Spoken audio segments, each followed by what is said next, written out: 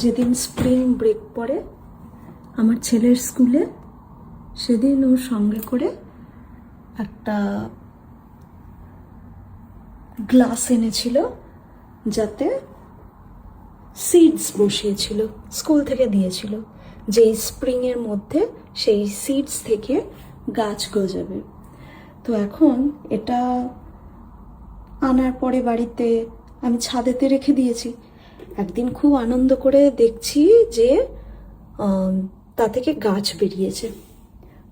তো তার পরের দিনকে ওকে দেখাতে যাব, তখন দেখি পাখিতে খেয়ে চলে গেছে। তখনও আমাকে বলছে, আচ্ছা পাখিতে খেয়ে তো একটা চলে গেছে, কিন্তু আমি তো ওর মধ্যে 10টা সিডস বসিয়েছিলাম। আমি বললাম, ও তাই, তাহলে আবার বেরোবে।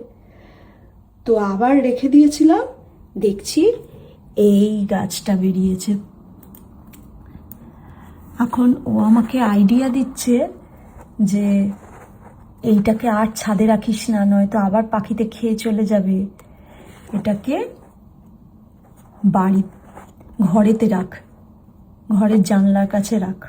আমি ভাবলাম তাই তো, আমাদের এটা ইস্ট ফেসিং, তো দুপুর অবধি প্রচণ্ড রোদ পায়, তো গাছটা রোদও পাবে আর মাঝে মাঝে জল দিয়ে দেবো গাছটায়।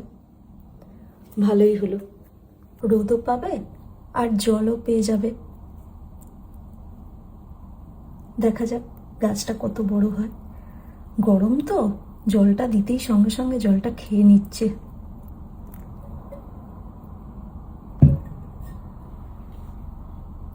হাতে কলমে শিক্ষা।